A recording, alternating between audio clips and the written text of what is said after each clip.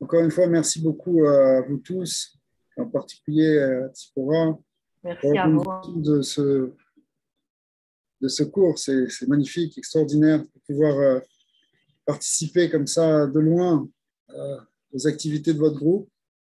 Je suis très content à chaque fois, si je peux m'associer, ça me fait toujours très plaisir. Voilà, on est actuellement en plein la fête de Sukkot. Et donc, je vais essayer de vous faire partager un peu peut-être l'ambiance de Sukkot ou essayer de trouver un enseignement un peu universel de cette fête. Qu'est-ce que cette fête vient nous apprendre? Qu'est-ce qu'elle vient apprendre au monde? Quelle est sa symbolique? En quoi ça peut nous parler aujourd'hui? En quoi ça peut être aussi une source d'inspiration pour le monde entier? Et donc, on va essayer de développer un petit peu cette idée, enfin, ce concept-là de Sukkot d'un point de vue un peu universel. Et au fond, c'est assez compréhensible parce que la fête de Sukkot elle-même, déjà dans sa présentation dans la Torah, a aussi cette dimension universelle. Bien que les versets nous disent au départ que pourquoi on a cette mitzvah de Sukkah qui consiste donc à résider dans une cabane pendant 7 jours, eh bien, c'est en souvenir ou c'est pour savoir que lorsque les enfants d'Israël sont sortis d'Égypte, eh bien, Dieu les a fait résider dans des Sukkot, dans des cabanes, dans le désert. C'est a priori quelque chose qui a un rapport avec l'histoire d'Israël. Mais d'un autre côté, il y a un certain nombre de choses qui, dans Sukkot, montrent qu'il y a une dimension où toutes les nations sont intégrées dans cette fête, pour reprendre un langage un peu kabbalistique, dans ce tikkun de Shavuot, dans cette réparation de Shavuot. En particulier,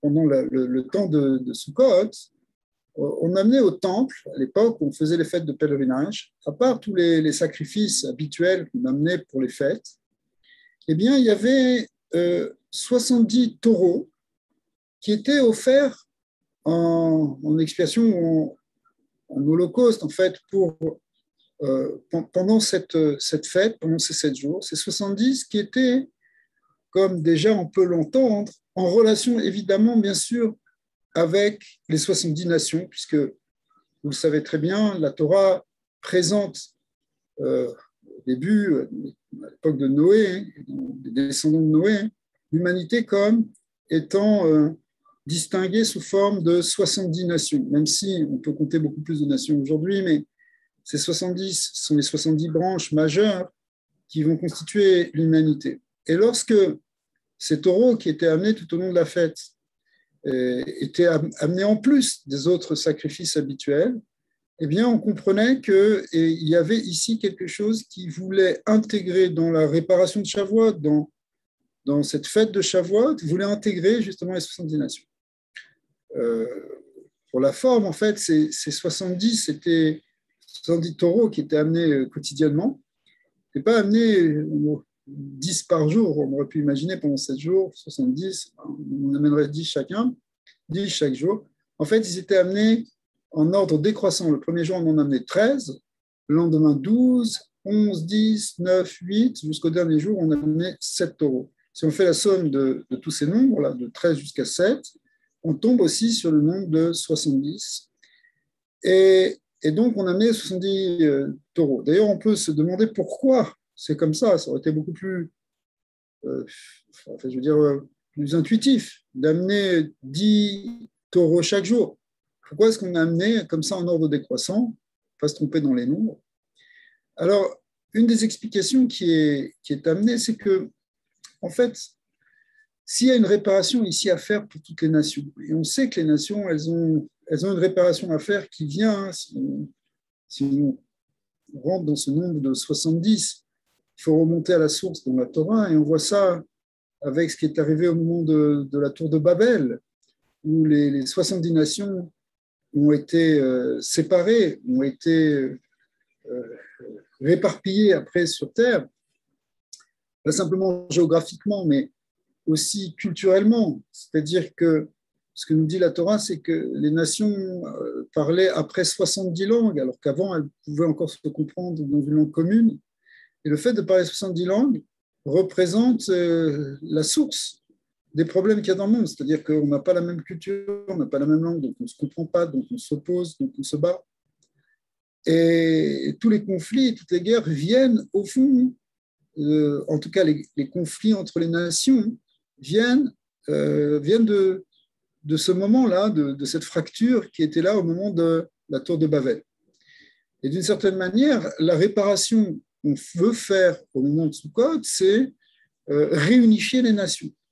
On veut réunifier les nations, et pourquoi on les amène de manière dégressive, en partant d'abord beaucoup jusqu'à ensuite un peu moins, c'est parce que, en quelque sorte, le plus dur est à faire au départ. Plus on va avancer, plus ça va être de plus en plus facile. On aura moins de sacrifices à faire pour faire cette réparation. C'est ce qu'on voit aujourd'hui. C'est-à-dire que c'est vrai que on ne peut pas dire que l'humanité soit totalement unifiée, mais cependant, on sent que par bien des côtés, elle est plus unifiée qu'elle ne l'était il y a encore que 100 ans, par exemple. Pour se mettre dans des échelles de l'époque de l'humanité. Et cette unification, elle doit être, si c'est vraiment une unification, elle doit être faite par un consentement commun, par une volonté commune des nations de vouloir se réunir. Parce que si c'est unifié par une espèce de botte ou par l'épée, ce n'est pas une vraie unification. C'est une unification de l'URSS, ce n'est pas une unification même de l'Empire romain. C'est sûr que ça a amené une unification, mais en même temps, on sent que c'est quelque chose qui a été imposé. Donc finalement, après, il y a eu à nouveau, c'est reparti à nouveau dans des conflits sans cesse. D'accord. Donc, l'unification qu'on cherche, et d'ailleurs, la source de cette unification forcée, c'était ce qui se passait au moment de la tour de Babel. Si on lit les Midrashim, la tour de Babel, c'était un moment où l'humanité était, oui, unifiée, mais unifiée par la force, par la pression des plus forts qui l'imposaient sur tous. Un peu un système, en fait, un système totalitaire. Donc, l'unification, la vraie réparation de l'humanité, elle ne doit pas se faire sur un principe de force, un principe d'imposition de la force, mais au contraire par une volonté commune, par une approche commune. Et d'ailleurs, ces sacrifices qu'on amène, qui sont 70 taureaux qui sont faits en Holocauste, ça représente justement l'idée d'offrande, du désir de vouloir revenir vers la source. C'est ça que représente l'Holocauste. C'est quoi un holocauste? C'est un sacrifice qu'on brûlait totalement. L'idée de brûler totalement, ça veut dire qu'on l'offre totalement à Hachem. C'est quelque chose qui vient d'une offrande réelle, où on ne cherche plus rien à garder pour soi, on veut tout donner. Ça représente l'offrande de sa volonté, si vous voulez. On donne son désir, on veut vraiment y arriver vers un certain but. Et donc, ramener ces 70 taureaux représente cette idée justement de vouloir ramener le désir profond des nations, qui est au fond dans chaque peuple, il y a ce désir profond, même s'il est totalement inconscient, de revenir vers l'unité de l'humanité. Même si les nationalismes amènent parfois à des conflits, etc., en réalité, il y a au fond, et d'ailleurs on le voit dans cette tendance qu'il y a aujourd'hui, où on parle beaucoup de mondialisme et d'unification et de village planétaire, c'est l'expression de ce désir réel, peut-être sincère même, de retrouver cette unité, ce qui est normal. Après, la manière dont on la retrouve ou à quel prix on la retrouve, ça c'est une autre question. Mais ce désir-là de vouloir réunifier, il est quelque chose qui est intrinsèque en fait à l'âme des nations. Et donc, pendant Sukkot, en quelque sorte, le peuple d'Israël, qui a cette fonction unificatrice, puisqu'on sait très bien que après l'explosion de la tour de Babel, la dispersion de l'humanité, commence tout de suite l'histoire d'Abraham, qui a vécu à cette époque. Or, Abraham, tel que c'est présenté justement au début de l'Ech Lecha, à la suite de ce qui s'est passé à la tour de Babel, eh bien, Abraham, ça va être le projet divin, qui est un projet divin qui n'est pas simplement pour pour Israël, mais qui est un projet pour l'humanité. Et ce projet divin, il est au fond de réparer cette humanité en utilisant les descendants d'Abraham, c'est-à-dire le peuple d'Israël, pour pouvoir faire cette synthèse. Ce n'est pas pour rien qu'Israël va être éparpillé dans les 70 nations, justement pour pouvoir avoir cette force de rassemblement. Ce sont des choses sûrement que vous connaissez déjà, mais l'idée même du retour d'Israël sur sa terre, où on le voit aujourd'hui en Eretz Israël, on parle un peu toutes les langues. Dans toutes les rues, on parle des langues différentes, on voit des cultures différentes, des gens qui étaient en Asie, d'autres en Afrique, d'autres en Europe, d'autres en Amérique, qui se réunissent, d'accord. Et le fait que cette réunion du peuple d'Israël se fait, ça doit attirer en même temps cette réunion des nations. Et là, on est exactement dans la symbolique de Sukkot, parce que Sukkot, c'est une soukha, c'est une cabane, c'est un endroit où finalement tout le peuple d'Israël doit rentrer. Même si on est dans des soukottes séparées physiquement, on voit bien, il y en a un peu partout, mais en réalité, au fond, dans l'intention profonde, on est tous dans la même soukha. Parce que représente la soukha? La soukha, hein, cette cabane, elle représente eh bien, en fait, les bras de la Shekhinah, de la présence divine qui nous enveloppe et qui nous protège. Certains disent dans la Gemara que les Sukkot rappellent ce qu'on appelait les Anane Kavod, c'est-à-dire les nuages protecteurs de gloire divine qui entouraient les enfants d'Israël au moment du sortir d'Égypte. Et ces Anane Kavod, en fait, ce sont donc cette présence bénéfique et protectrice que Dieu donne pour réunir ses enfants. Et donc, quand on rentre tous sous cette soukha, il y a ce processus de réunion. Et en même temps qu'on fait ce processus de réunion au sein du clan d'Israël, normalement, on doit attirer aussi ce processus de réunion pour toute l'humanité.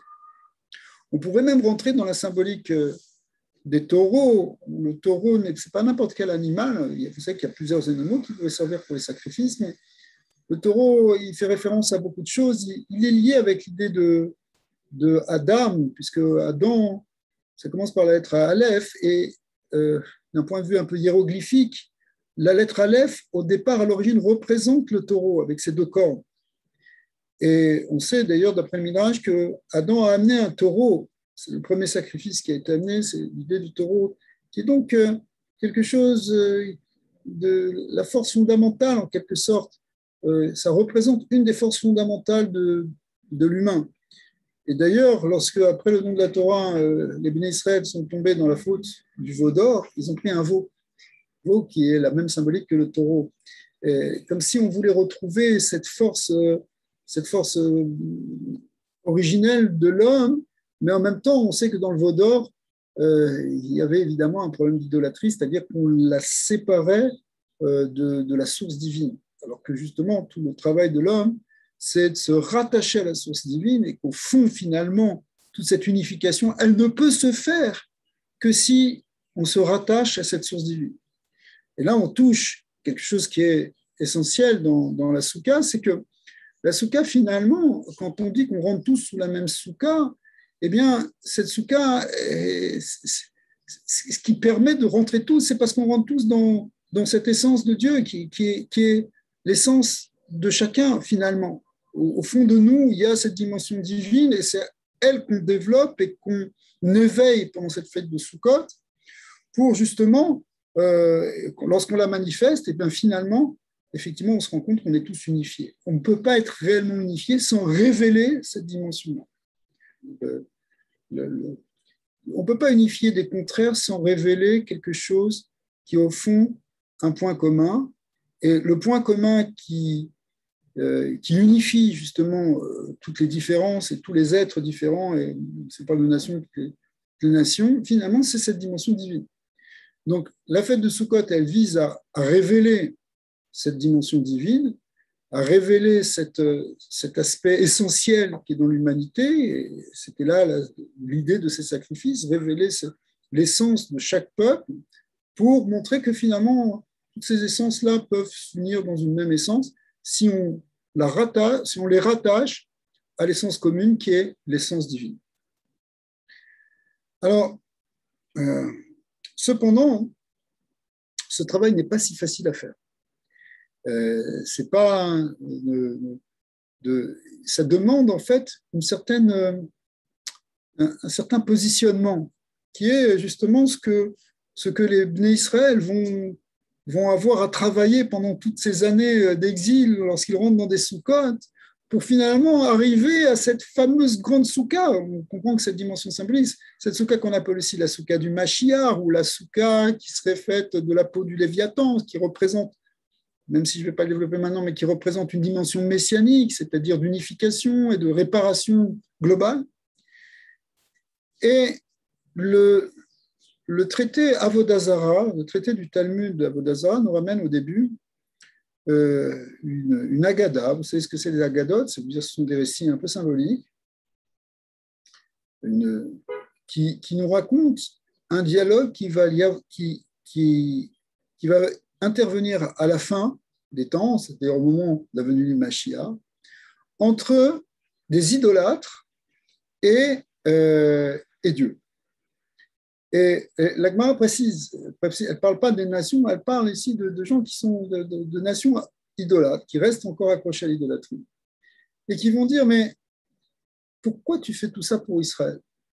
Pourquoi Israël mérite d'avoir ce Mashiach? Pourquoi eux? Et pourquoi cette histoire? Pourquoi pas nous? Pourquoi tu les as élus? Pourquoi, etc.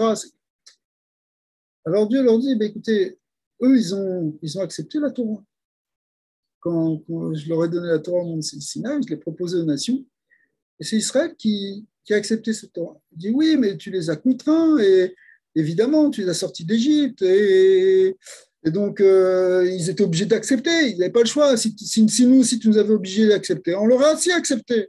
Parce qu'on sait très bien, le traité talmudique de Shabbat nous dit que au moment où les enfants d'Israël sont sortis d'Égypte, Dieu a retourné le mont Sinaï sur eux, leur a dit, vous acceptez la Torah, ou sinon c'est là que vous allez être enterrés. Ce qui est aussi une image qu'on explique en général pour dire que l'expérience était tellement forte qu'on n'avait pas le choix de ne pas accepter. Enfin, on était obligé d'accepter. On ne pouvait pas refuser. On est en train de te donner la Torah, tu ne peux pas refuser. Mais ces nations idolâtres vont dire, mais alors, si nous aussi tu nous avais obligés, bien sûr que nous aussi on aurait reçu la Torah, on l'aurait accepté. Alors Dieu leur dit, bon, écoutez, si vraiment vous le prenez comme ça, je vais vous donner une mitzvah facile à faire. On appelle une mitzvah kala, légère. Et c'est quoi cette mitzvah de soukha? À ce moment-là, alors voilà, ces idolâtres se mettent à construire une soukha. Et puis, le Talmud nous dit qu'à ce moment-là, Dieu fait sortir le soleil de son enveloppe et que le soleil se met à briller 7 fois plus fort. Et le fait qu'il brille 7 fois plus fort, eh bien, ça devient quelque chose qui est insupportable. Alors, les gens qui sont dedans sortent de cette soukha qui devient brûlante, ils s'énervent. Et qu'est-ce qu'ils font? Ils sortent et ils mettent un coup de pied dans la soukha et ils brisent la soukha. Alors Dieu leur dit, ben voilà, vous voyez bien, je vous ai donné une mitzvah facile, vous n'êtes pas capable d'y rester 5 minutes. Ça prouve que vous n'étiez pas capable de recevoir la Torah parce qu'une mitzvah aussi facile que la soukha, vous n'êtes pas capable de la faire. Alors les Mefarshim se posent la question, les commentateurs se posent la question et disent, mais au fond, qu'est-ce qu'on peut reprocher? C'est une halakha claire, c'est une loi que si on n'est pas bien dans une soukha, eh bien, on n'a pas besoin d'y rester. Il faut être bien dans une soukha comme on est bien dans une maison. Donc, si on se sent mal dans une soukha, c'est normal de sortir. La réponse qui est donnée, c'est que oui, tu peux sortir de la soukha, mais tu n'es pas obligé de mettre un coup de pied et la casser. Ce qui est un comportement idolâtre, justement. On sait d'ailleurs que se mettre en colère, c'est une forme d'idolâtrie, puisque finalement, on oublie que c'est Dieu qui dirige le monde. Effectivement, il y a une Mishnah dans le traité Soukha qui dit que qu'est-ce qui se passe si le premier soir de Sukkot, il se met à pleuvoir tellement qu'on ne peut pas manger dans la Soukha. Alors, pour vous donner le contexte, le premier soir de la fête de Sukkot, c'est une obligation euh, très importante de la Torah elle-même qui nous dit que ce soir-là, au moins ce soir-là, il faut manger dans la soukha. Même si le reste du temps, on n'a pas envie de manger, on n'est pas obligé de manger dans la soukha, mais il y a un certain nombre de dîners, mais le premier soir, c'est un soir de Raïta, hein, c'est un soir au niveau de l'enseignement de la Torah, hein, qui est mis au même niveau que la consommation de la matzah le premier soir de Pessah, le soir du Seder de Pessah. Et donc, la Mishnah nous dit, s'il pleut tellement qu'on attend jusqu'à minuit, il pleut, c'est impossible de manger. Alors, qu'est-ce qu'on fait? On sort et on va manger dans la maison. Et la Mishnah dit, ça ressemble à un serviteur qui viendrait amener un broc d'eau à son maître, il viendrait lui amener un broc d'eau. Et qu'est-ce qu'il fait son maître? Il prend le pichet d'eau et il lui jette au visage. Alors, c'est un choc forcément pour le serviteur. Mais d'un autre côté, qu'est-ce que va faire ce serviteur? S'il est vraiment fidèle, il va baisser la tête et il va ressortir en arrière sans rien dire. Et il va accepter. Et donc, cette image-là, qui est une image quand même, il fallait la sortir, c'est la même idée que les enfants d'Israël qui sont fatigués à fabriquer une souka, à la décorer, à la faire magnifique, à préparer le repas pour manger dedans, et au dernier moment, il pleut tellement qu'ils se sont pris le pichet d'eau dans le visage. Mais ce pichet d'eau qui vient dans le visage, il doit entraîner une réaction qui est justement celle du serviteur qui, humblement, continue à servir son maître. Et là, on voit toute la différence d'attitude. Soit celui qui, finalement, il n'a pas pu faire la mitzvah, alors, et pour autant, il ne se révolte pas. Ou bien, dans la première Haggadah, où on racontait le soleil qui était sorti, le gars qui sort et qui casse la soukha. Et au fond, la soukha, elle est déterminée par cette attitude-là. Est-ce qu'on est capable d'accepter qu'il y a un Dieu qui dirige le monde et qui dirige le monde, même si ça ne correspond pas à ma manière de comprendre, même si ça ne m'arrange pas sur le moment, et j'accepte avec émouna, avec foi, qu'en réalité, ce Dieu-là, il dirige les choses pour le bien, et je ne me révolte pas contre lui. Ou bien, non, je veux faire un Dieu, je ne veux pas être à l'image de Dieu, je veux faire un Dieu à mon image. C'est ce qui m'intéresse. Si ce Dieu, il m'intéresse, oui, sinon, je casse la soukha. Si on sait que la soukha, elle représente cet espace de la présence divine, entouré par la présence divine, alors casser cette soukha, c'est refuser cette présence divine. Or, on sait, d'après tous les enseignements profonds de la Torah, que ce qu'on doit amener dans ce monde, c'est cette présence divine. Le but, en quelque sorte, de notre existence sur Terre, c'est de changer ce monde pour que la présence divine puisse résider. Donc, si on casse la soukha, ça veut dire qu'on ne veut pas cette présence divine. Effectivement, c'est ça l'acte d'idolâtrie. L'acte d'idolâtrie, c'est celui qui...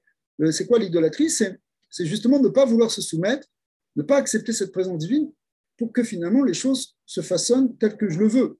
Dans le veau d'or, qu'est-ce qu'on dit? Les gens qui ont fait le veau d'or, ils ont dit « Fais-nous un Dieu, fais-nous un Dieu pour nous, qui va aller devant nous. » C'est-à-dire, fabrique-nous quelque chose qui va fonctionner pour nous servir, pas pour que nous, on le serve.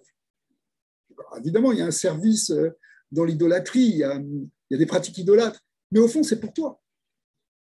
Alors que dans le vrai service d'Hachem, c'est quelque chose où on ne fait plus les choses pour soi, mais on les fait complètement pour Hachem, un peu à l'image de Avram et Yitzhak au moment de ce qu'on appelle la Akedat Yitzhak, lorsque Dieu a demandé à Avram d'amener son fils sur le mont Moria pour l'offrir. En fait, ce n'était pas pour l'offrir, mais pour faire un holocauste, finalement, c'était un bélier, etc. Mais on voit que leur attitude a été la soumission totale.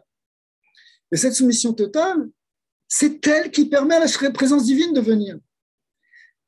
À propos de l'histoire là, du pichet d'eau, etc., le rabbi de Lubavitch a souvent insisté, bon, ce n'est pas que lui, mais il a insisté sur le fait que si on ne peut pas manger à ce moment-là dans la soukha, mais qu'on doit manger dans la maison, mais on doit manger avec autant de joie que si on mangeait dans la soukha. Parce que le but, ce n'est pas de manger dans la soukha ou de manger dans la maison, le but, c'est de faire ce que Hachem veut. Et si on fait ce que Hachem veut, c'est ça qui doit nous amener de la simra, que ce soit ici, que ce soit là-bas. Et ça, c'est finalement l'essence de la soukha, et c'est ce qui va permettre aux au monde, donc à toutes les nations, de justement trouver sa véritable place en laissant la place à Hachem. S'il n'y a pas de place qui est laissée à Hachem, s'il n'y a pas ce principe divin, encore une fois, on est dans les dispersions, donc on est dans l'exil.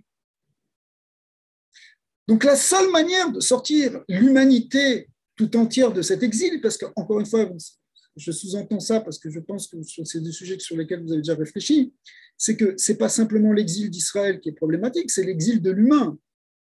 C'est l'homme qui est en exil, c'est même, on parle aussi de l'exil du divin, mais c'est l'homme qui est en exil au sens où, voilà, depuis l'histoire de la tour de Babel, ou même depuis que Adam est sorti du Gan Eden.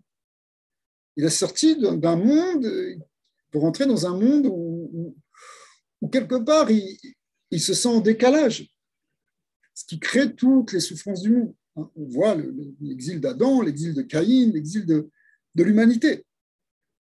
D'accord ?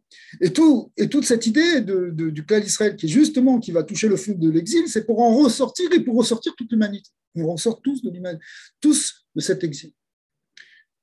Donc, bon, j'ai fait exprès de bien préciser que la Gemara là-bas dans Avodah Zarah, elle parle justement d'idolâtres, parce que justement, la fonction des Bnei Noach, les Bnei Noach sont des gens qui ont refusé l'idolâtrie.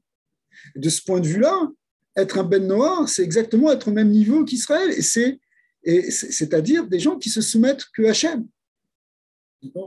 Alors évidemment, le Inyan de Ben Noach, ça veut dire qu'on accepte cette mitzvot, mais ces 7 mitzvot sont l'essentiel de la Torah.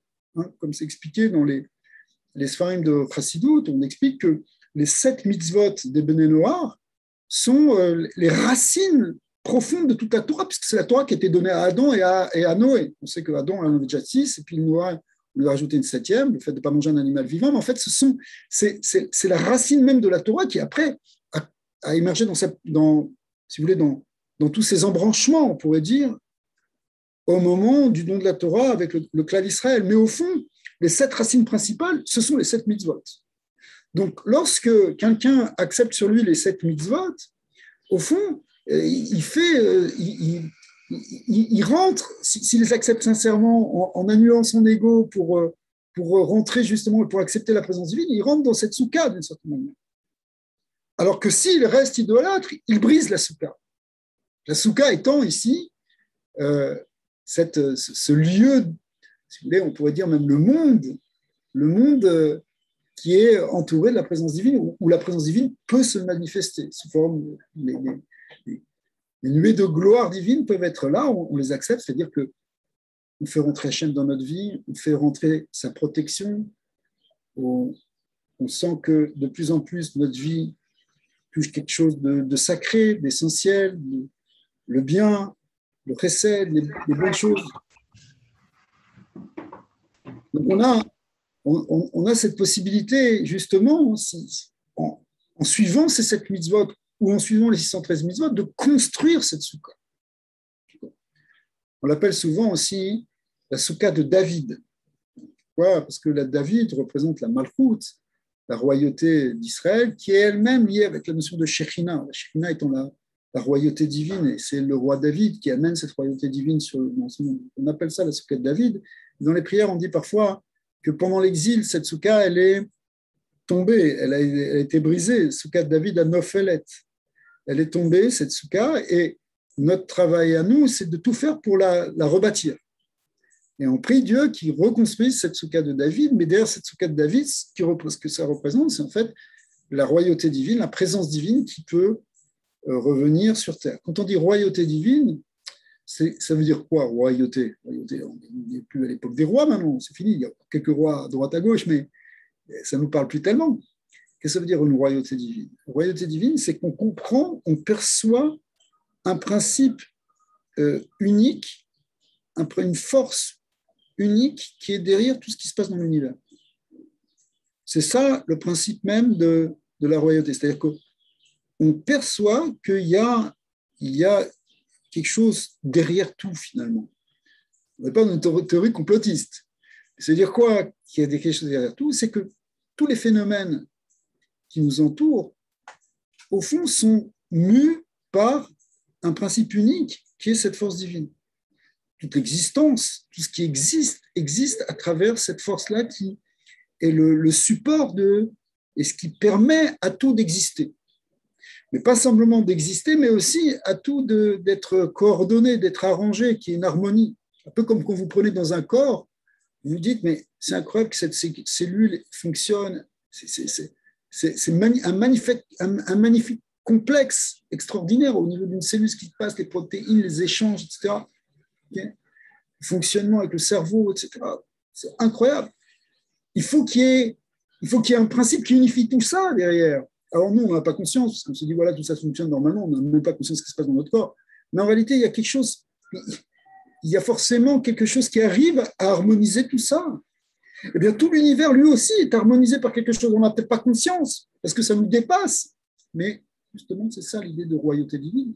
C'est qu'on vit de plus en plus avec cette conscience-là. Et du coup, on se rend compte que ce qui nous arrive par ici, ce n'est pas par hasard. Et qu'au contraire, c'est ça qui va nous amener quelque chose de bien si on sait bien le regarder. Et que telle rencontre, elle n'est pas par hasard. Et que tel échange, et que telle chose, et que finalement, tout s'harmonise autour de quelque chose qui est porté par un principe unique. Et ça, lorsqu'on vit ça, c'est là que la Shekhinah, la présence divine, elle est là. C'est pour ça que la Shekhinah, c'est la royauté divine. La royauté divine, c'est la conscience que Dieu, il est derrière tout, que c'est lui qui harmonise tout et qui dirige tout vers un certain but, en fait. Alors, même si c'est un but qui parfois nous dépasse, en général nous dépasse, parce que justement, on n'a qu'une petite vision partielle. C'est comme quelqu'un qui voit. On est des gens qui ont une petite frange de perception, une petite frange de fréquence de perception, mais malgré tout, on peut vivre avec cette compréhension que tout s'harmonise. Et arriver à cette harmonie, c'est ça la vraie paix. Quand on parle toujours du shalom, on cherche tout le temps le shalom, qui est le grand mot d'Israël, n'est-ce pas? Et partout, vous allez voir ce mot shalom. C'est le mot le plus connu en hébreu. Eh bien, on parle aussi de Soukat Shalom. La Soukat Shalom, eh bien, la Soukat Shalom, c'est justement cette présence divine où on voit ce shalom, c'est-à-dire cette harmonie qui vient et qui unifie toutes les choses, y compris les choses contraires. Un peu comme un bras droit peut être unifié avec un bras gauche sans qu'il y ait d'opposition. Au contraire, il y a une unification. Donc, vous voyez, on retourne à cette idée d'unification fondamentale qui est ce qui est véhiculé par cette fête de Sukkot. Alors, il y a une discussion très intéressante au niveau de la Mishnah entre les maîtres de la Mishnah. La Mishnah, c'est il y a à peu près 2000 ans. C'est les grands, on appelle les Tanaïm, les grands maîtres, comme Rabbi Akiva, comme Rabbi Meir, Rabbi Shimon Bar Yochai. Il y a une discussion entre un autre grand maître qui s'appelait Rabbi Yehuda, qui était d'ailleurs un collègue de Rabbi Shimon Bar Yochai et de Rabbi Meir, Rabbi Yehuda, qu'on connaît aussi comme Rabbi Yehuda Bar Ilai, et les autres sages, les autres chachamim, on les appelle les chachamim, les sages de son époque, ses contemporains. Alors ces sages disent qu'une soukha, ça doit être quelque chose de précaire. Quoi de précaire?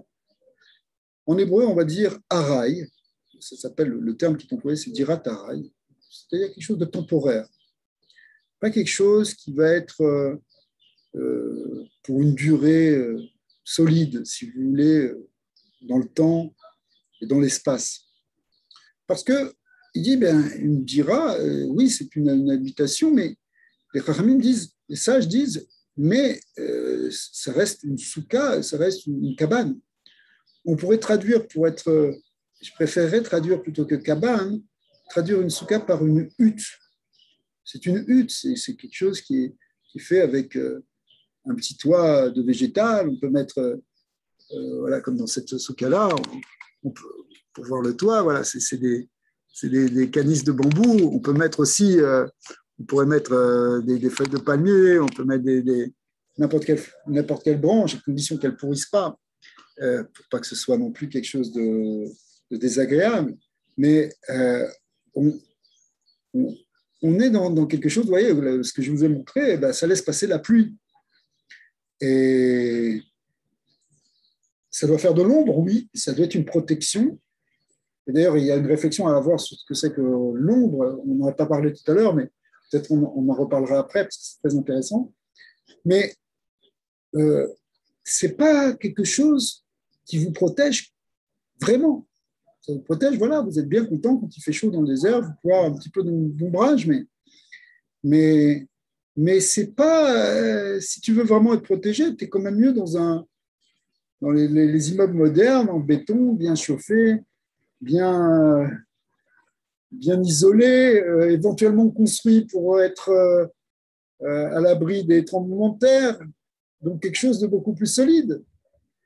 Pourquoi devrait-on rentrer dans ces huttes? Eh bien, a priori, ce que nous disent les sages, c'est parce que si Dieu nous a sortis d'Égypte, on était dans un état de précarité, on était encore simple, mais finalement, ce qui nous protégeait, c'était pas le matériel, c'était pas le monde solide, mais c'était cette présence divine. Et donc, si on veut rappeler ça, il faut rentrer à nouveau dedans. En revanche, Rabbi Yehuda, lui, vient et dit, non, non, une souka, elle peut être aussi très, très solide, elle peut même être très grande, elle peut avoir la taille d'un immeuble. Bien sûr, le toit doit être en végétal, ça d'accord, il doit être fait de branches, mais tout le reste, ça peut être du solide, ça peut être très grand, ça peut être très haut, ça peut être des choses qui vont durer des centaines d'années s'il faut. L'important, c'est de mettre ce toit en végétal. Mais la dira n'a pas besoin d'être précaire. Au contraire, c'est bien qu'elle soit solide, qu'elle soit quelque chose de solide et même confortable. Pourquoi? Parce que la mitzvah consiste à habiter dans une soukha comme tu habites dans une maison. Et donc, tu dois être aussi bien dans une maison. Juste pour préciser que la halakha a été fixée comme les chachamim, comme les sages, qu'on doit prendre donc une soukha qui est plutôt précaire, une cabane. Mais vous savez que tout ce qui concerne ces discussions qu'il y a à l'époque de la Mishnah ou du Talmud sont des discussions qui, même si finalement on a tranché d'un côté, parce qu'il faut bien trancher à un moment d'un côté ou d'un autre, malgré tout, les deux avis sont pertinents. Et les deux correspondent à des vérités, et même si elles sont contradictoires, à tel point qu'il faut que le Talmud nous précise qu'effectivement, il peut y avoir des discussions comme ça, mais les deux sont finalement des paroles de Torah, donc des paroles divines. Divrei Elohim Chaim. Donc, ce que dit Rabbi Yehuda et ce que disent les Chachamim, c'est-à-dire de dire que ça doit être quelque chose de solide, quelque chose au contraire de précaire, eh bien en fait, quelque part, ça doit être les deux. Quand on dit les deux, ça veut dire qu'il faut essayer de comprendre maintenant à un niveau plus spirituel ce que ça veut dire. Alors, j'aurais eu envie de vous demander, mais après ce qu'on a dit comme introduction, c'est un peu faussé, qu'est-ce qui est vraiment solide? C'est quoi ce qui est vraiment solide dans ce D'ailleurs, vous pouvez répondre, mais ça peut être interactif. Qu'est-ce qui est vraiment, voilà, si on veut faire quelque chose de keva, de fixe, de solide, c'est quoi? Ce serait quoi dans ce monde? A priori, voilà, je réponds un peu à votre place, je ne sais pas, mais c'est pas grave.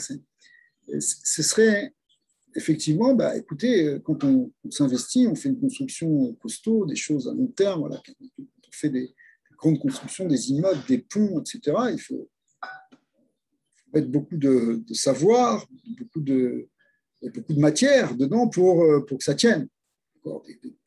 Des profondes fondations, des piliers, etc. Ce qui fait que ça va durer. Ça, c'est ça qui va être Keva, ça va traverser les années, voire les siècles. Mais est-ce que ça va traverser les millénaires? Peut-être.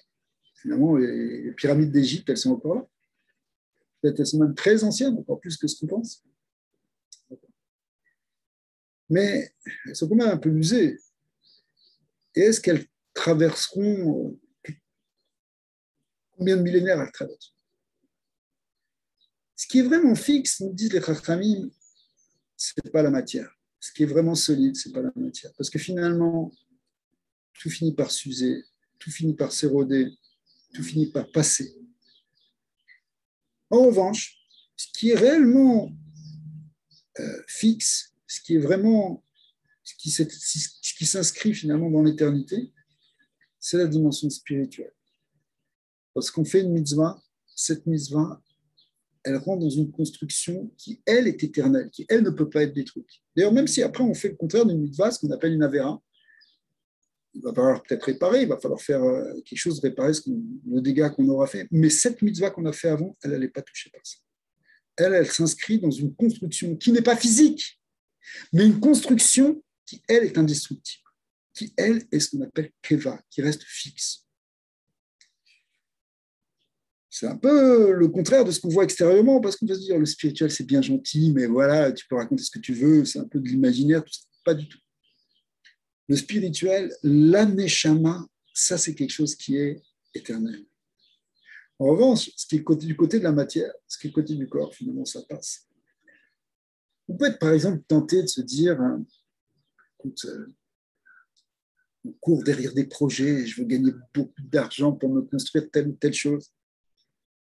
C'est vrai, on a tous des rêves, peut-être, ces rêves vont peut-être être déçus, mais des rêves de faire quelque chose dans le monde matériel. Mais des fois, on y arrive, des fois, on n'y arrive pas. Et puis finalement, hop, la vie passe un peu comme une ombre qui passe, justement. Et donc, on va profiter de quelques instants éphémères, finalement. Donc, tout ce qui est de l'ordre du matériel pur, si vous voulez, c'est quelque chose qui ne demeure pas. Sauf si dans ce matériel, on y met une dimension spirituelle. Alors ça, c'est un petit peu différent, parce qu'à ce moment-là, c'est justement cette dimension spirituelle qui, elle, garde cette dimension d'éternité. Mais sinon, les Chachamim nous disent, ce qui est vraiment fixe, c'est ce qui est vraiment éternel, c'est le côté divin. C'est ça qui est keva, c'est ça qui est fixe. Le reste, c'est un rail. Le reste, c'est de l'éphémère. C'est du précaire. Tu peux prendre toutes les protections que tu veux, te faire la maison la plus solide, et puis tu es à l'abri de quoi? Comme le gars, il vend des assurances vie. Je peux vous avoir, j'ai des bons taux, des bons trucs. Alors moi, j'ai dit, tu veux des assurances vie, mais si tu es capable de m'assurer que je vais vivre, alors je veux bien. Qui peut assurer? On ne peut pas. C'est-à-dire, on n'a pas de certitude dans ce monde. La seule chose qui est certaine, c'est cette dimension divine. Ce qui doit finalement devenir notre protection, au-delà du béton, c'est cette présence de la Shekhinah. Et si on acquiert ça pendant cette fête de Sukkot, si on est là, on médite sur ça, eh bien en fait, on peut amener ça pendant toute l'année. Il faut amener ça pendant toute l'année parce qu'en fait, d'une certaine manière, même si peut-être vous n'avez pas l'occasion de rentrer dans une soukha, mais même si vous n'avez pas ce rituel, quelque part, il y a une idée d'être tout le temps dans une soukha. Même si vous avez une belle maison, ce que je souhaite à tout le monde, même dans une maison, même dans une vie confortable et sécurisée, au fond, ce qui doit être notre sécurité, ce qui doit être ce sur quoi on s'appuie, ce dans quoi on rentre, ce sont ces bras d'Hachem. C'est être entouré de cette présence divine. C'est ça qui est notre véritable protection. Il ne faut pas être protégé par, encore une fois, on peut prendre toutes les protections possibles, mais au fond, ce qui nous protège, c'est vraiment Hachem. Et même si on ne comprend pas, même si ça ne fonctionne pas d'une manière qu'on comprend, mais le fait qu'on a ce bitachon, ça, c'est quelque chose qui va nous permettre d'accéder, bitachon, ça veut dire ce sentiment de sécurité, d'accéder à cette perception finalement qu'il y a Hachem qui est derrière tout et que c'est bénéfique, que tout ce qu'il fait, c'est pour le bien et pour notre bien. Donc, cette discussion entre les sages et Rabbi Yehuda, elle porte cette réflexion de savoir qu'est-ce qui est précaire, qu'est-ce qui est important, qu'est-ce qui est secondaire, qu'est-ce qui est primordial. Le Rabbi de Lubavitch, on voit, par exemple, que pour lui, chaque neshama, chaque âme, c'était ça ce qui était fondamental. Il pouvait passer des heures avec une personne. Il pouvait se soucier de gens qui étaient à l'autre bout du monde. Il pouvait se soucier de l'humanité. Il a lancé une campagne pour des Sheva Bene Mitzvot Bene Noir. Il aurait pu dire, moi, qu'est-ce que c'est pas mon problème, je reste dans mon coin, je suis là. Il n'avait pas besoin de diffuser tout ça, il pouvait rester avec son livre, étudier tranquillement et se délecter dans son haut niveau spirituel. Il aurait pu vivre le Gan Eden pour lui. Il se souciait de chaque âme, qu'une âme ne soit pas perdue, qu'elle ne rentre pas dans des erreurs, dans des choses qui vont après, pendant toute sa vie, et puis ça peut apporter même des conséquences sur sa descendance, etc. Non, rattache quelqu'un à une mitzvah, fais-lui faire une mitzvah, qu'il entende un enseignement de Torah, une parole de sagesse. Pourquoi? Parce que en faisant tout ça, chaque personne qui entend, qui peut faire quelque chose, il se rattache à cette soukha, il se rattache à cette présence divine.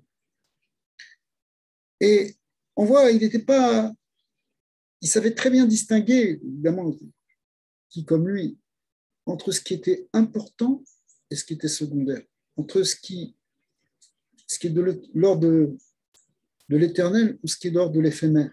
Quand tu permets à quelqu'un de faire une mitzvah, de se rattacher un peu à la Torah, tu le connectes avec une dimension éternelle. On ne va pas perdre du temps dans des discussions sur des choses qui finalement n'apportent rien à long terme.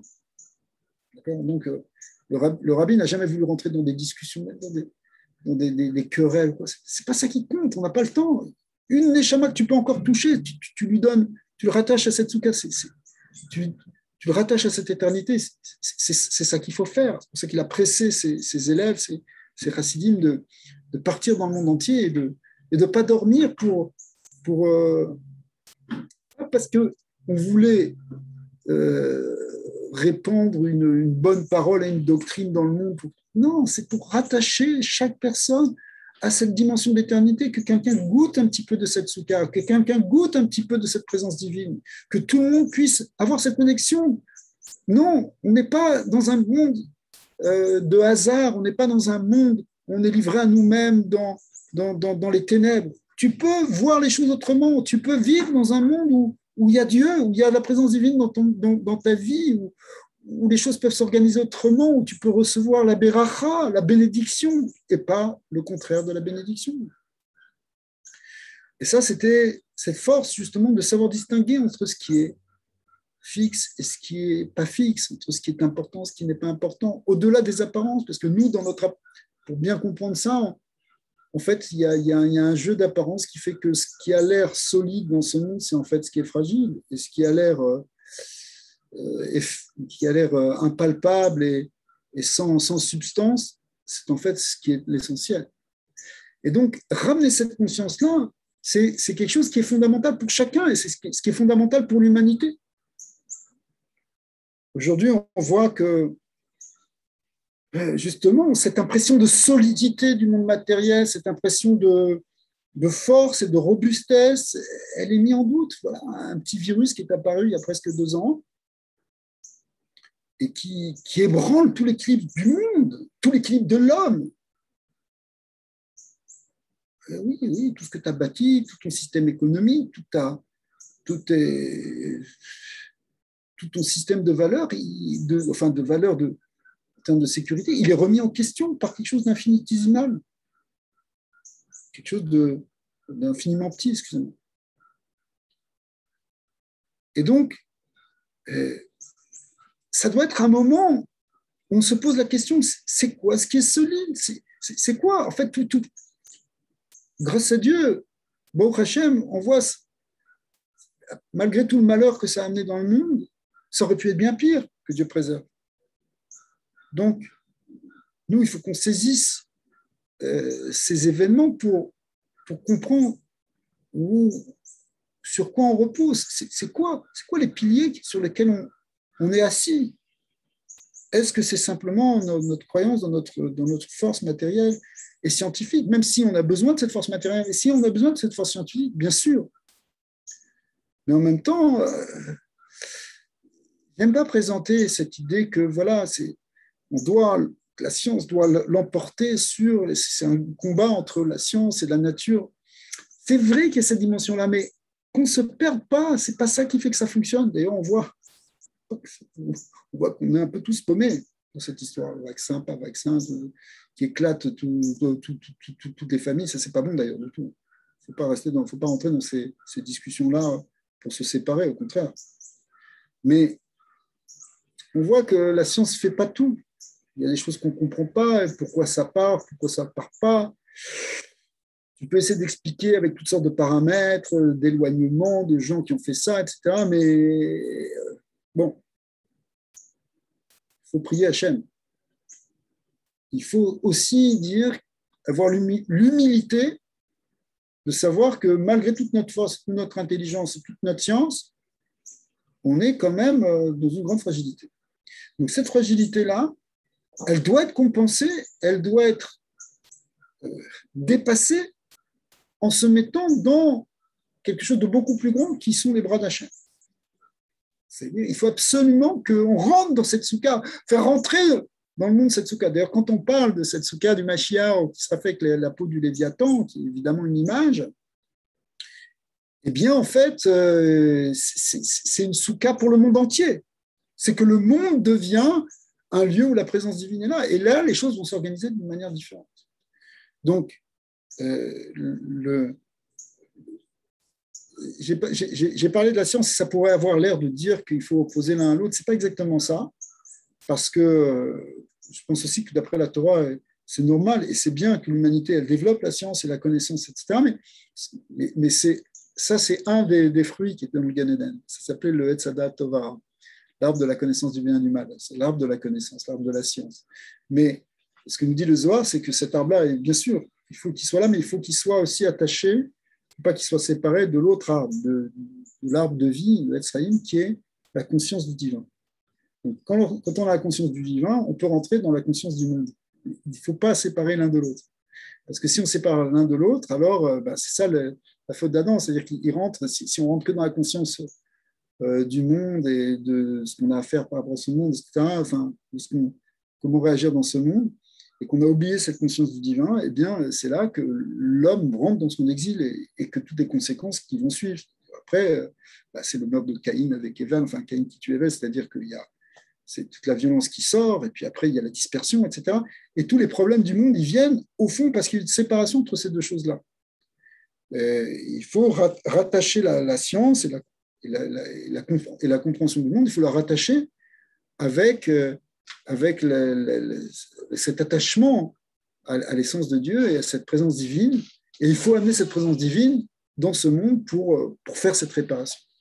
Alors, Béat Hachem, j'espère que de ce Sukkot, puisque la Géoula peut venir au moment de Sukkot, comme l'explique un grand maître du 19e siècle, le Khatam Sofer, qui explique pourquoi les enfants d'Israël lisent pendant le Shabbat, qui se trouve pendant Sukkot, l'histoire de la guerre de Gog ou Magog.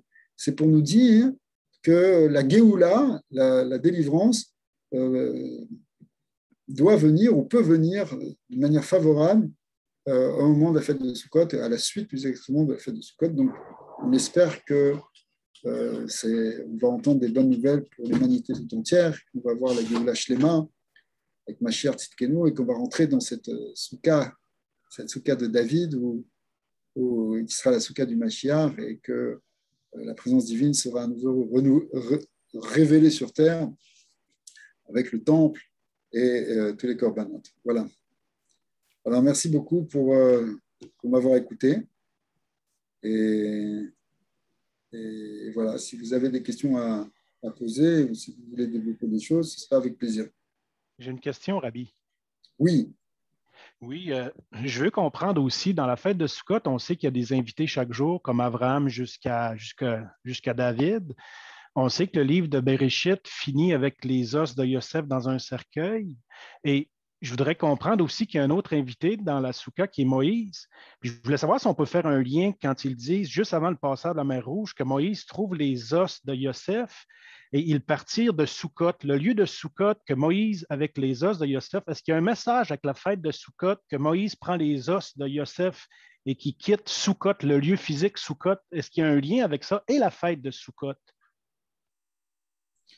Oui, c'est sûr qu'il y a des liens. Ce n'est pas exactement maintenant le sujet. C'est-à-dire que pour développer tout ça, l'idée aussi de ces invités qui représentent aussi des forces, pas simplement des personnages, mais ça représente aussi des séphirotes et des séphirotes au niveau de la Neshama qui sont Chesed, Gvura jusqu'à Malchut. Ça prendrait pas mal de temps pour développer ça. Je pense que je ne vais pas le traiter ça maintenant. OK. Puis si je le poserais d'une autre façon, dans le fond, est-ce que le lieu physique Sukkot a un lien avec la fête de Sukkot? C'était plus ça peut-être aussi. Oui, Est-ce que oui, le lieu qui part probablement. de Sukkot, est-ce que ça représente un. Est-ce qu'il y a un message? Bah, c'est-à-dire que le lieu de Sukkot, c'est l'endroit où ils ont résidé pour la première fois dans les Sukkot. Donc, alors, c'est sûr que si on voit aussi dans l'histoire préalable, celle de Yaakov, où Yaakov aussi, à la Sukkota, il est allé vers l'endroit qui s'appelait Sukkot, il y a aussi tout ça. Mais symboliquement, cet endroit-là où est allé Yaakov, c'est justement cet endroit de la Géoula. Ça représente l'idée d'aller vers un monde. Il s'est mis en chemin vers un monde qui va être le monde entouré et enveloppé de manière dévoilée par la présence divine. Merci. Avec plaisir. Oui, Ravi. Donc, j'avais une question. Donc, si j'ai bien compris, le fait de tout mettre dans les mains d'Hachem, de servir Hachem, de ne voir que Hachem dans tout, même le monde matériel, donc on est en permanence dans la soukha. Quelque part, on a la présence, la Shekhinah avec nous, la présence divine. Donc, on est en permanence quelque part dans la soukha, si j'ai bien compris. C'est ça. Alors, c'est sûr que quand on dit ça, ça peut paraître un peu mystique et se dire, mais comment on fait pour être.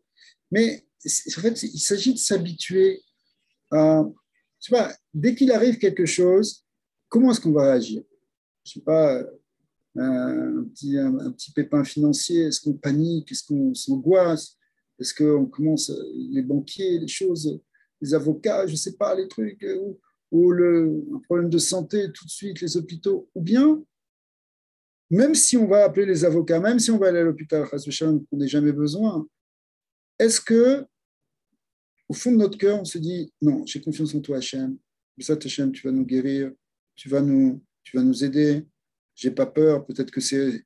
Et on va se rendre compte que, d'ailleurs, la plupart du temps, ce sont des peurs qu'on a avant qu'il se passe quelque chose de réellement problématique. C'est-à-dire, on n'a pas toujours des grosses épreuves, j'espère qu'on n'en aura jamais, mais souvent, les petites épreuves peuvent nous paniquer. On rentre dans une peur, on s'angoisse, et on s'imagine, et où on s'imagine que quelqu'un d'autre nous a fait quelque chose, on commence à discuter, on marque loquette, etc., en discussion, en conflit. Toutes ces choses-là viennent parce qu'il y a un manque de confiance en Dieu, il y a un manque de Emouna. Mais si on vit dans le Zohar appelle l'ombre de la Souka, elle appelle ça l'ombre de la Emouna. La foi, où on a foi, c'est-à-dire au sens où on a confiance. C'est plus le terme qu'on pourrait employer en hébreu, pour traduire l'hébreu. On a une vraie confiance, on s'en remet à Hachem. Et ça, c'est une attitude qu'on peut développer de plus en plus. Ce n'est pas du jour au lendemain. C'est une construction. Un peu comme quand on construit une soukha, ça se construit. C'est au fur et à mesure qu'on s'habitue à dire merci Hachem, Bezat Hachem, c'est-à-dire merci Dieu que je te mets dans mon existence, je te mets dans ma vie. Au fur et à mesure qu'on s'habitue à ça, alors petit à petit, eh bien, notre fonctionnement dans le monde devient différent et devient plus paisible, plus harmonieux, plus équilibré, plus joyeux. Mais c'est ça ce qu'on peut apprendre de cette fête de Sukkot, c'est d'aller de plus en plus vers ça, mettre Hachem dans notre vie, voir cette présence divine. Merci, Rav. En fait, quand je voudrais prendre un exemple mathématique, le monde est comme une équation. Et ce qu'il faut, c'est que Hachem fasse partie de l'équation. Exact. Tout est là, en fait. Tout est là. Si on ne met pas Dieu dans l'équation, voilà. Et c'est ça. Et après, comprendre que c'est ça. Et il n'est pas l'inconnu de l'équation.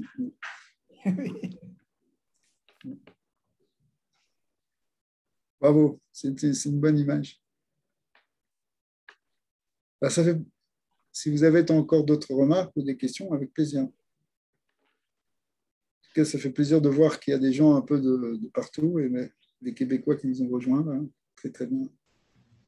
On voit que si on recule un petit peu, dans une épreuve, si on recule un petit peu, effectivement, on sort de la soukha.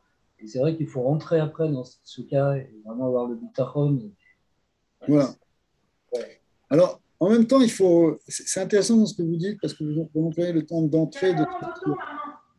Et d'une certaine manière, il faut y entrer pour y vivre intérieurement. Et en même temps, il faut sortir dans le sens de faire rayonner cette soukha autour de nous, cette idée-là. Parce qu'on pourrait aussi vivre ça chacun dans notre coin, se dire, bon, moi j'ai trouvé ma petite cabane à l'ombre, là, hein, je suis tranquille. Mais c'est que c'est comme Noé. Dieu lui a donné deux injonctions. Il lui a dit d'abord, Bo el Teva, rentre dans l'arche. Il est resté tout le temps du déluge. Et après, il lui a dit, Tse minateva, sors de la Teva. Donc, il y a l'idée de rentrer dans la Teva pour se protéger, pour se ressourcer. Et aider, puisqu'on sait que le mot Teva veut dire aussi les mots de la prière, les mots de l'étude, d'après le Baal Shem Tov. Mais après, il y a aussi une idée de sortir, c'est-à-dire faire rayonner ça dans le monde. Hein, évidemment, on comprend que quand on dit sortir, ça ne veut pas dire quitter cette idée, c'est juste pour le déployer vers l'extérieur. Justement, comme Jacob qui est allé à Sukkot, mais qui est aussi, il est allé aussi, Dieu lui a dit, Ufarasta Yamavakedma, tu vas diffuser à droite et à gauche, enfin, à l'est et à l'ouest, au nord et au sud, dans toutes les directions, il faut que tu amènes cette lumière de la connaissance. Donc, il y a à la fois, si vous voulez, cette idée de se mettre dans cette protection et en même temps de faire rayonner cette joie qui peut rattacher tout le monde après à cette soukha. Quand je parle de joie, c'est très important, la notion de joie est fondamentale pour les Sukkot. Le verset dit sur la fête de Sukkot, Vesamarta bechagecha, tu vas te réjouir dans ta fête. Et cette fête dont on parle essentiellement, c'est la fête de Sukkot. C'est la fête de la joie. Donc on est la présence divine, attention que ce soit très clair, ça doit être quelque chose de joyeux. C'est quelque chose, on est heureux, on est content. C'est pas quelque chose d'angoissant. C'est quelque chose, au contraire, qui libère de l'angoisse. L'angoisse, c'est une maladie de l'âme. On ne doit pas être angoissé, on doit être joyeux.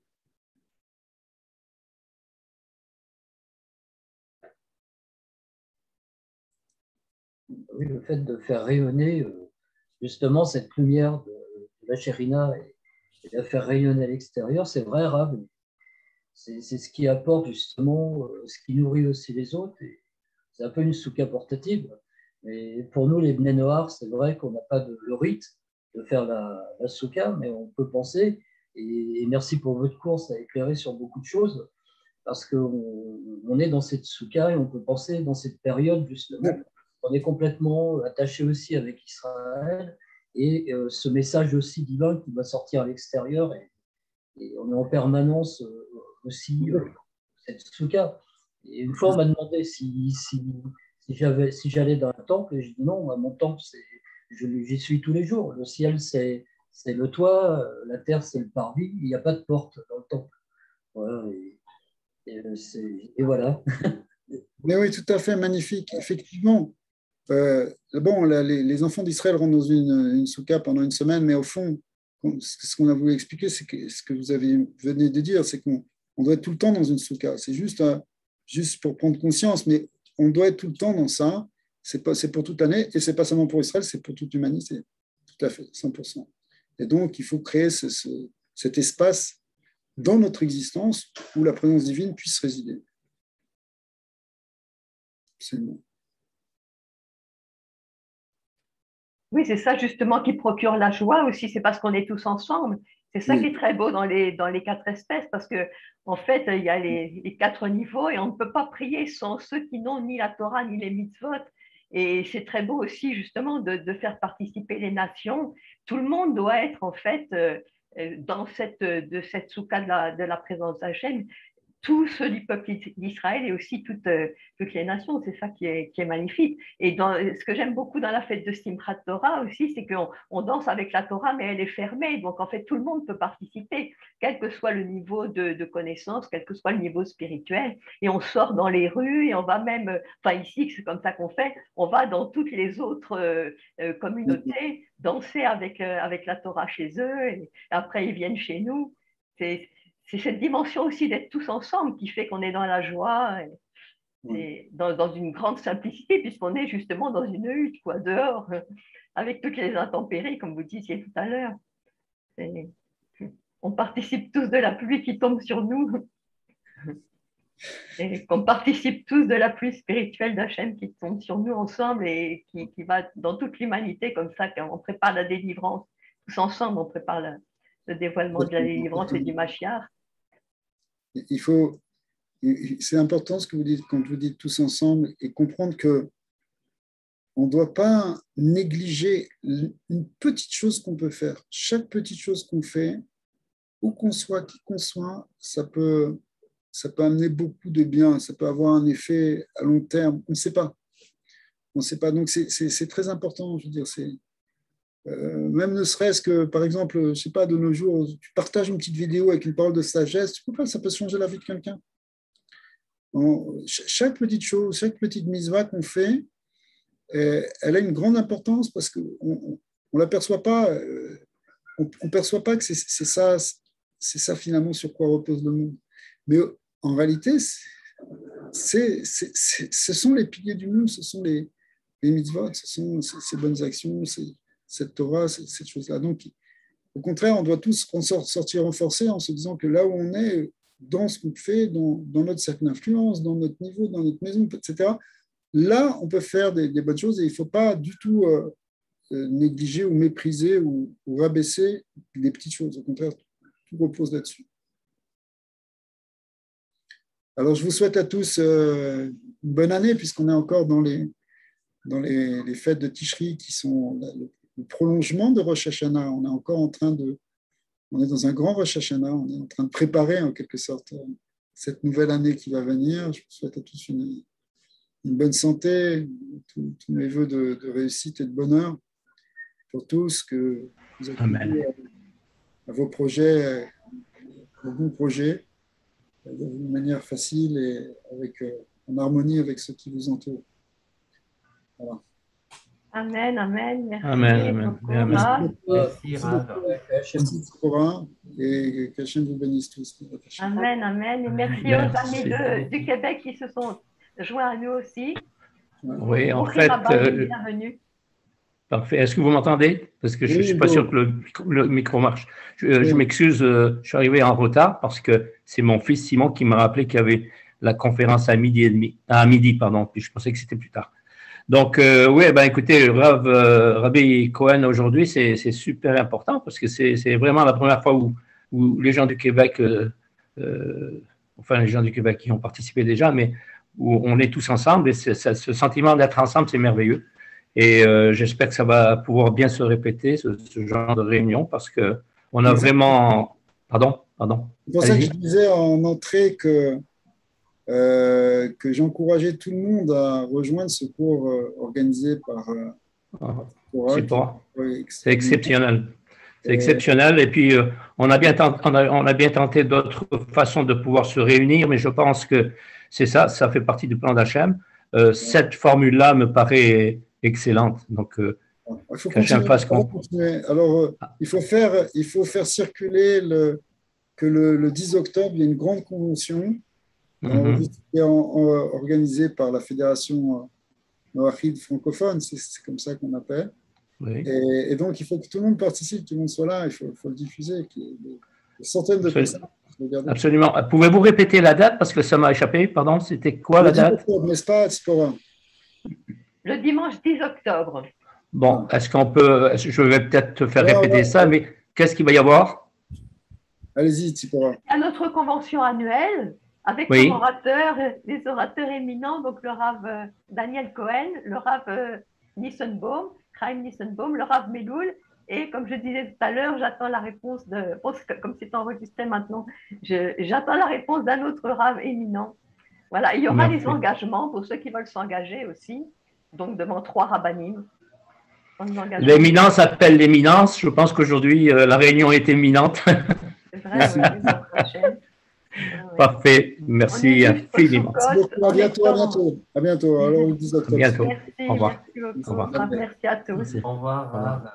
Merci.